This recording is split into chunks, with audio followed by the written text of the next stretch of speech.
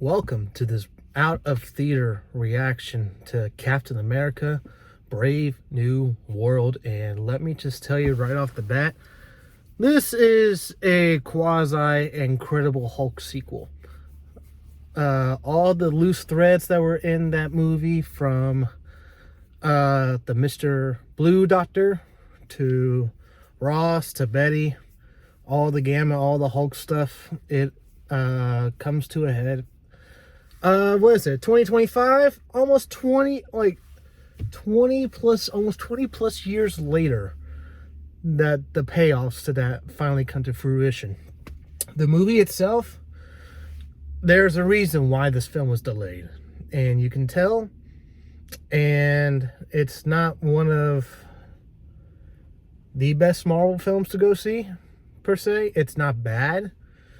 Like, you have mid-tier Marvel stuff, then you have think Thor to think Iron Man 2, think maybe for some people Spider-Man Far From Home, the second movie, and then you have those below it like Ant-Man 3, some would say Eternals, some would definitely say the Marvels. Captain America Brave New World, I would say it's just a scotch better than all three of those.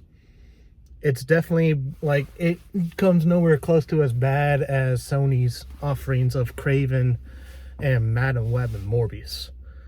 And the directing and writing for this movie, there's a reason. The director for this movie, the last film he directed was Cloverfield Paradox, a movie so panned, so maligned by critics, and even the studio Paramount, who did the first two movies, dumped it, and then Netflix picked it up and then did that whole crazy check out the third Cloverfield movie on Netflix right after the Super Bowl. And that film was such a pile of dud. This director, hey, happy for him, for anyone that gets work, but this shows, you need to hire directors for their works. Don't hire them for other things, which I won't say to be controversial. The writing on this movie shows of how they went through reshoots, and then there's some things that are noticeable that maybe were not in the original cut. There are some things in the trailer that, and it's nothing major, but I call it on because they just market the heck out of this movie, the same thing over and over again. There's one or two lines that's not in the final movie, but it's not to the point where it's like, the trailer deceived us, we were lied to. No. It's none of that at all. It's none of that at all. Anthony Mackie, is he great as Captain America? Is he convincing to be taking on the Shield? No more of it being Steve Rogers. I love Anthony Mackie. I like the character Sam Wilson. While the film was subpar and some will say is not good, Anthony Mackie does his best, his darn near best, to try to carry this film. The best comparison I can give is the bad writing in Batman vs. Superman Dawn of Justice, and seeing Ben Affleck, Henry Cavill, and Amy Adams carry that film with their great acting. Anthony Mackie's acting shows here, and he turned in one heck of a performance, despite the directing add on to a bad script that is this movie. Harrison Ford replaces the previous actor that used to play Thunderbolt Ross, now President Ross, now Red Hulk, who sadly passed away a year or so ago. He replaces him, and I think this is one of Harrison. Again, I think the shining stars of this movie is Anthony Mackie as Captain America, and Harrison Ford as President Ross, and you see in the marketing, he's the Red Hulk. Highlights of the film those two guys. Best parts of the movie, and there are some characters where you're just saying to yourself, I hope you die. It's one of those characters where you can't stand so much that you wish they would die. You hope the bad guy gets to this person first. We have said particular characters in this movie as well. And maybe they don't feel that way with you, but sometimes they do with me. The leader, Tim Blake Nelson, returns to play what was Dr. Stearns is the character's name from the Incredible Hulk, but he had the alias of Mr. Blue when he was communicating with Bruce Banner in that second MCU movie almost 20 years ago. He wasn't bad as well. I'll tell you what, the design for his head, for that big head of his, for him to be the leader in this movie. Now, it's not the worst, but it's one of those things where it's like, do you give him a big head like in the comics like that? Like, do you give him a mega mind type of brain in what you're trying to depict a real world? Now, albeit this real world has Spider-Man, has aliens, has magic, has Thor, has aliens, Infinity Stones, Celestials, multiverses. Trying to keep as grounded as you can with the design of his head. Can you really say, can you really do a green version of Megamind? For those who don't know what the leader looks like in the comics, essentially. I don't know if you can.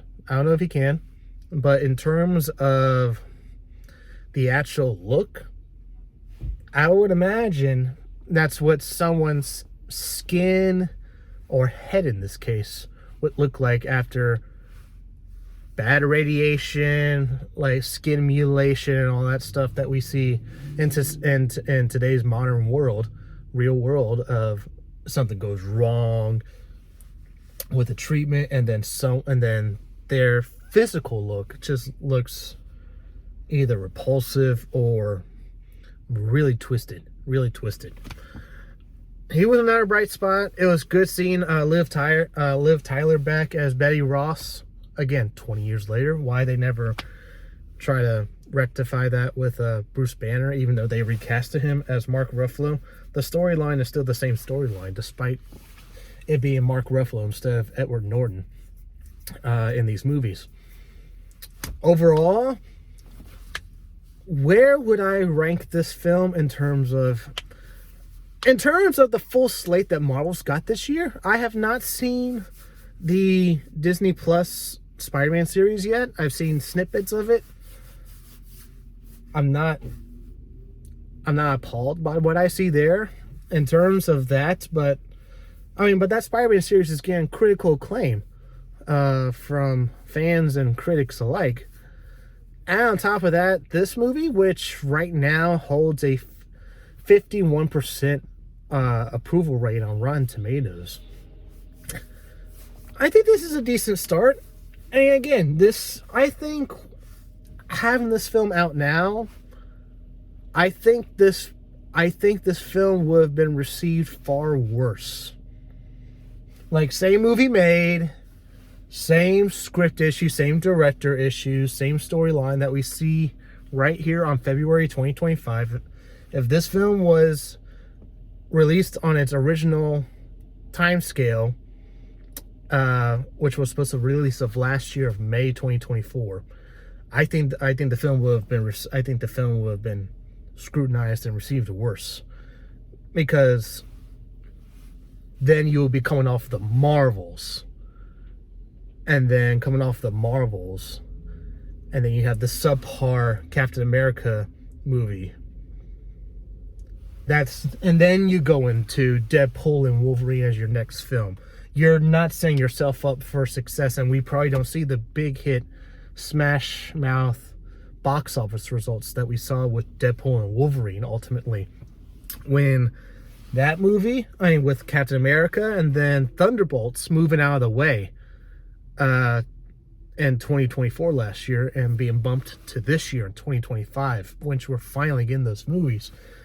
I think the film would have done, I think the film would have ultimately, had it been released in 2024, done worse.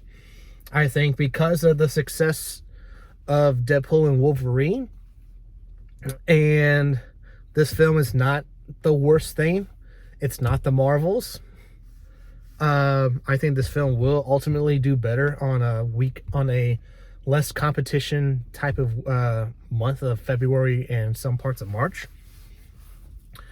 I don't know. We'll see. The film, according to outlets from Hollywood, is that the rumors of it being twice the budget amount was false, and this film is just $10 million more than Winter Soldier. And by the way, that was one of the comparisons that this film was drawing with its marketing, and also from observance, is this a return to the roots? Is this a return to Winter Soldier formula with political thrillers? It tries to be. It tried to be so badly. It tried to be. But it just, there were moments where it didn't sit long enough. There were moments where it went by too quick. And then music selection for the score was all over the place. It was all over the place. And I think that if they had to make this film again, they'd probably get different writers and definitely a different director. And we'll see from there. Do I recommend people watching this? I would recommend it. I'm not going to force you to. I'm not going to beg you to watch it. I think it's going to be one of those movies where you're not losing it. You're not losing sleep if you don't watch it. Is this film really important in the overall arcing storyline of the multiverse that we are coming up on Doomsday with Avengers, with Fantastic Four and whatnot? Ultimately, in the storyline, no, ultimately not. The only thing that you do see with a little through line, with a thread, is that, and it's been marketed now in some of the recent promos, is that adamantium is introduced in this movie, and it is confirmed to be the stronger metal, stronger than vibranium. And if you don't know what adamantium is, that's the same metal of Wolverine's claws. So we officially have that metal introduced in the 616 main MCU movie timeline that's not multiverse related with Deadpool and Wolverine. So we finally have that introduced. And that could mean something down the line for a through line thread that hopefully gets picked up with a future X-Men installation with the 616 version of Wolverine. So there is that. And one more thing before we sign off here is that Kevin Feige did make a comment talking about adamantium and Captain America 4 here, and that he said that don't be like keep your eye out for the X-Men. They're gonna show up sooner than you think. And a lot of folks took to that to say, are we gonna see some mutants per se in this Captain America movie? No, there's no mutants, so don't hold your breath. And that shouldn't be a spoiler, unfortunately, but yeah, don't hold your breath. Definitely give it a watch. Not rewatchable material. Let's say that. It's not rewatchable. Watch it once. If you're a big fan of the Incredible Hulk story that happened in 2008, this film does finally pay off the hanging threads, the hanging fruit that's been awaiting us for so long, with what happens with the leader. Can Red Hulk appear? And we finally get those answers almost 20 years later. So at least Marvel's not letting these things dangle forever or being ignored. So with that, I would say for my movie rating, I would say you would get a small popcorn. Get a small popcorn for the movie review. Definitely don't get a large or a medium with extra butter. Do not, and yeah, don't not eat anything in terms of the movie review with my movie rating here. With that, I'm Joshua Mickle, and until next time, this is the Captain America Brave New World Out of Theater reaction, and see you next time, guys.